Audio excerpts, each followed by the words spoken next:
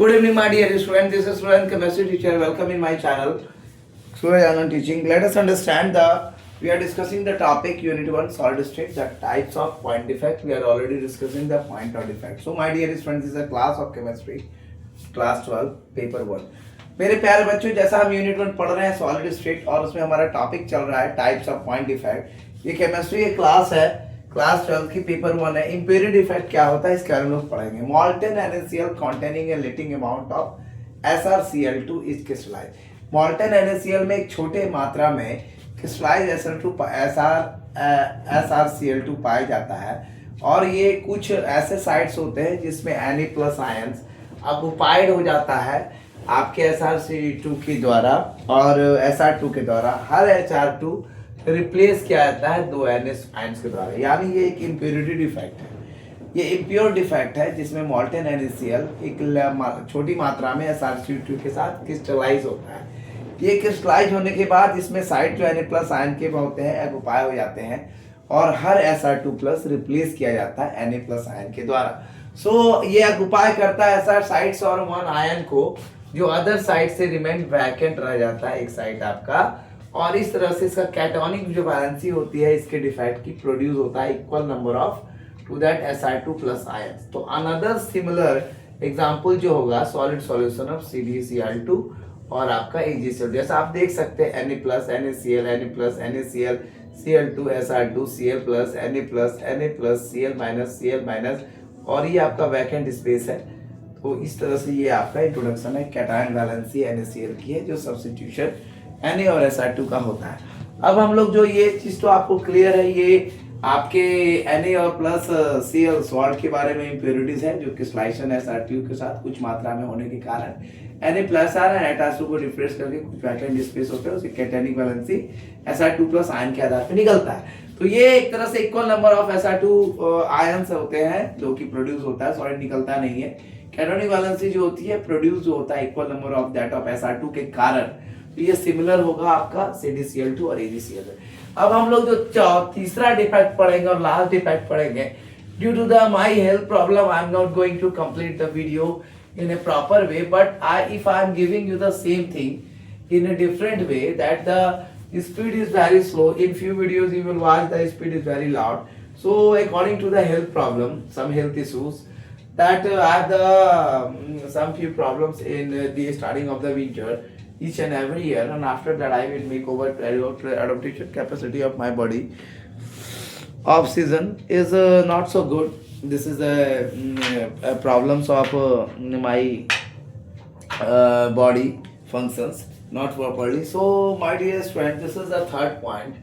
Then the last point is the non-stoichiometric defect. Non-stoichiometric defect. Let us learn the non-stoichiometric defect. Stoichiometric defect. So I try to just make it complete today, the third point. So my dear friend, let us learn the chemistry in a different way. Don't skip the video and go through the whole video. Non-stoichiometric defects. So my dear student, the non-stoichiometric defects are the defects. So the compound which have the ratio of it means the compounds in which the ratio of positive, the compound in which the ratio of positive and negative ion present in positive and negative ions present in the compound differs from the compound differs from from that required by ideal, from that required by ideal chemical formula of the compound, chemical formula of the compound are called stoichiometric, non-stoichiometric compound, non-stoichiometric compounds, and the defect in these compounds are called the defects in these compounds are called non-stoichiometric defect.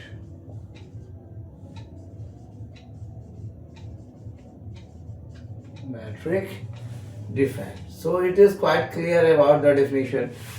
The compound in which the ratio of positive, यानी मेरे प्यारे बच्चों, ऐसा compound जिसके ratio positive या negative ions के होंगे, जो प्रेजेंट होगा कंपाउंड के डिफर्स करेगा required by ideal chemical formula के द्वारा कंपाउंड का, तो नॉन स्टोइचोमेट्रिक कंपाउंड्स कहलाता है। यानी ऐसा कंपाउंड जिसमें रेशियो पॉजिटिव और नेगेटिव आयंस का उस मात्रा में उपस्थित होगी कंपाउंड में जो डिफर करेगा रिक्वायर्ड आइडियल केमिकल फार्मूला के द्वारा किसी कंपाउंड का, तो वो नॉन स्टोइचोमेट्रिक कंपाउंड्स कहलाता है। और ये जो नॉन स्टोइचोमेट्रिक कंपाउंड्स होता है, इस तरह के डिफेक्ट जब इस कंपाउंड में पाए जाते हैं, नॉन स्टोइचोमेट्रिकली डिफेक्ट कहलाता है। ये सारी चीजें आपकी क्लियर हो गई। तो अब हम क्या कहते हैं, नॉन स्टोइचोमेट्रिक डिफेक्ट्स क्या होता है, इसके अंदर हम क्या क्या लेते हैं। तो नॉन विचेट कंटेंट, तो the defects are of two types. ये जो डिफेक्ट होता है, the defects are of two types. ये जो डिफेक्ट होगा दो टाइप्स का होगा। मैं अभी किसी भी एक्सप्लेनेशन के ऊपर नहीं जाऊंगा, डायरेक्ट में डिफेक्ट के टाइप के ऊपर जाता हूं। सबसे पहला मेटल एक्सेस डिफेक्ट, सबसे पहला जिसका सब टाइप है मेटल एक्सेस डिफेक्ट्स जो होगा आपका, इसमें आपको मान के चलिए। तो तीसरा जो आपका पार्ट है नॉन स्टोइचोमेट्रिक डिफेक्ट, उसके जो टाइप होते हैं, नॉन मेटल एक्सेस डिफेक्ट और दूसरा होता है मेटल डिफेंसेंसी डिफेक्ट। तो metal excess defect due to metal excess defect क्या होता है, तो the crystal with metal excess defect, the crystal with metal access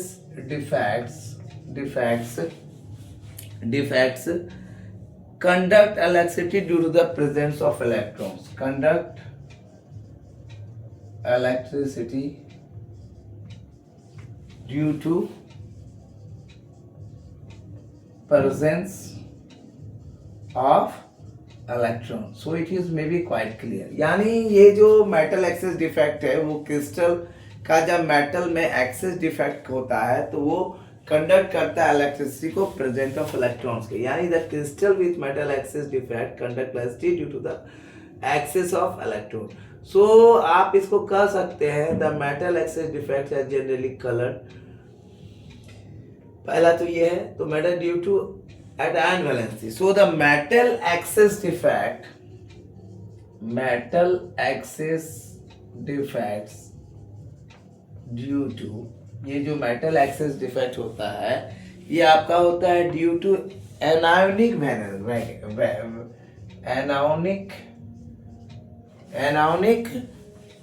आपका ये एनायोनिक वैलेंसीज के कारण, वैकेंसीज के कारण होता है, एनायोनिक वैकेंसीज, क्योंकि ये स्पेस ब्लैंक करता है। और ये जो एनायोनिक वैकेंसीज होते हैं आपके alkali halides like NaCl, like alkali halides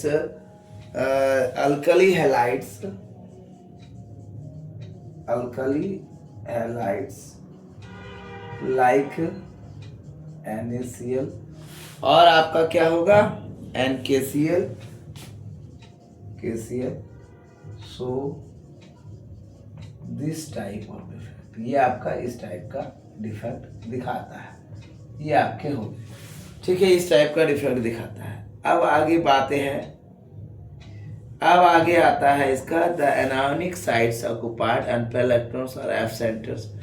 the anionic sites occupied, the anionic sites occupied, जो एनायनिक साइट्स ऑक्युपाई करता है, यानी क्रिस्टल जो मेटल का एक्सेस करता है डिफेक्ट को, वो कंडक्ट इलेक्ट्रिसिटी करता है प्रेजेंस ऑफ इलेक्ट्रॉन के।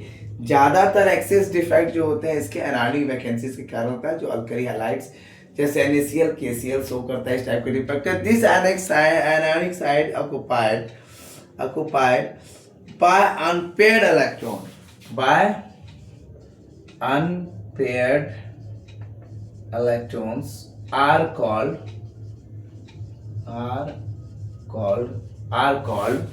आपका ये होगा आपका एफ सेंटर्स,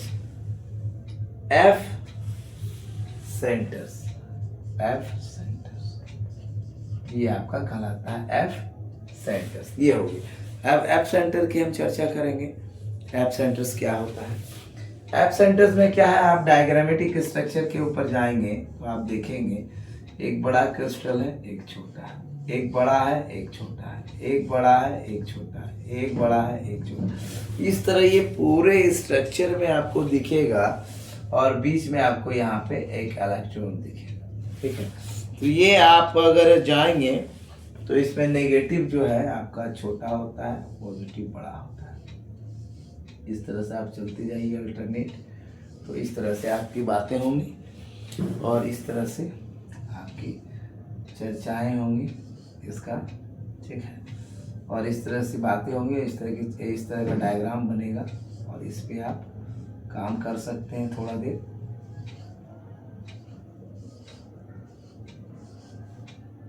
ये अल्टरनेट होता है, ये अल्टरनेट होता है और ये आपका अल्टरनेट होगा।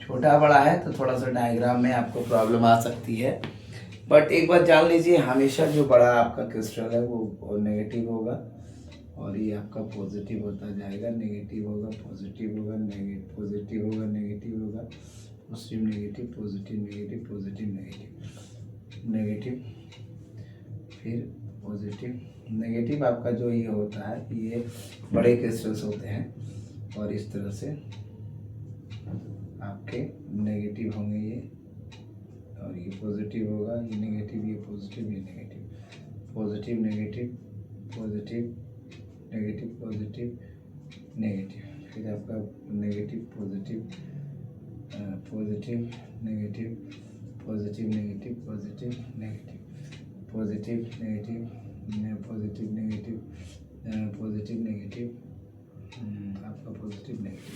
तो ये जो आपका स्ट्रक्चर है एन एफ सेंटर इन ए क्रिस्टल, एन एफ सेंटर इन ए क्रिस्टल, तो आप इसको देख सकते हैं। मैंने समझाने की कोशिश की और आप इवन समझ भी गए होंगे। नॉन स्क्रोमेट्रिक डिफेक्ट का जो आपका दूसरा टाइप है, ठीक है, मेटल एक्सेस डिफेक्ट के बाद ये आपका आता है डिफिशिएंसी डिफेक्ट, ये आपका आता है मेटल डिफिशिएंसी डिफेक्ट। अब इसकी हम लोग चर्चा करेंगे और ये टाइप्स ऑफ पॉइंट डिफेक्ट आपका कंप्लीट हो जाएगा। उसके बाद हम लोग दूसरा टॉपिक स्टार्ट करेंगे। Let's start the different topic, the conduction of electricity in the metal. So my dear students, let us learn the things about the second, that is the metal deficiency defect. Deficiency defect. So मेरे प्यारे बच्चों, हम लोग metal deficiency defect की चर्चा करेंगे। ध्यान दीजिए बिना स्किप किए हुए वीडियो को। तो मेटल डिफिशिएंसी डिफेक्ट जो आपका होता है, the center these contain less number of positive ion, these contain ये बस सिंपल है इसका। these contain less number of positive ion, these contain less number of positive ions ions, positive ions and negative ion and negative ions.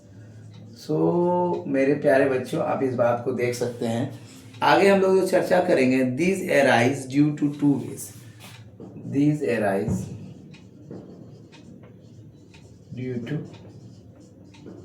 two ways. ये दो तरीके से rise करेगा. पहला जो तरीका होगा वो आपका कैटायन वैकेंसीज के द्वारा. ठीक है, कैटायन वैकेंसीज.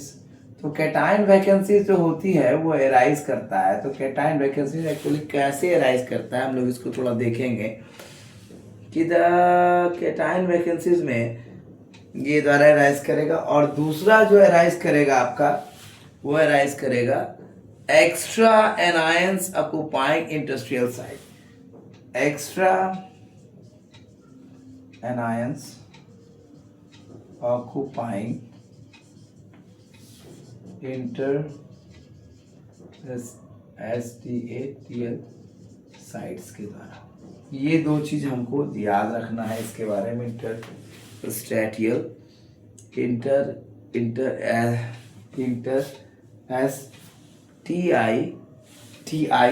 होगा, ए नहीं होगा, इंडस्ट्रियल साइट. सो मेरे प्यारे बच्चों, इस बात को आप क्लियर समझ लीजिए. नॉन स्टोमेटिक डिफेक्ट जो कंपाउंड्स का होता है, एक रेशियो होता है पॉजिटिव और नेगेटिव आयंस का, जो प्रेजेंट होता है कंपाउंड में डिफर करता है इसके रिक्वायर्ड आइडियल केमिकल फार्मूला को, जिसे एस्टोमेटिक कंपाउंड कहते हैं. और इस टाइप के डिफेक्ट जो होते हैं इसमें पाए जाते हैं उसको नॉन एस्टोमेटिक डिफेक्ट होते हैं. ये डिफेक्ट दो टाइप का होता है जैसा आपने पहले देखा और हम लोग पहले इसके बारे में जाने भी. मेटल एक्सेस डिफेक्ट, दूसरा होता है मेटल एफिशिएंसी डिफेक्ट. तो ये क्यों होता है? There are many solids which are able to equal to present composition less amount the metal compared to the stoichiometric proportion. ठीक है, देयर आर मेनी सॉलिड. ऐसा इसलिए होता है क्योंकि there are many solids, there are many solids which are difficult to prepare in, which are, ऐसा इसलिए होता है, which are difficult to prepare in stoichiometric composition, in stoichiometric composition. Okay, stoichiometric composition and contain less amount of the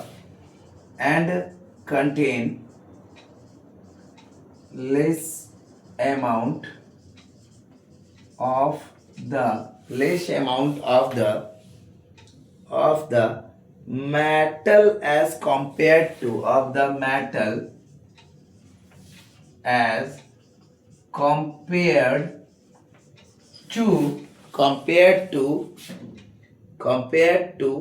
the stoichiometric proportion, to the stoichiometric proportion. Okay, so my dear student, it is quite clear from the things, and this is the last line about the types of point defects. So my dear student, it is quite clear the non-stoichiometric defects also, and the two types are there. First is the metal deficiency defect.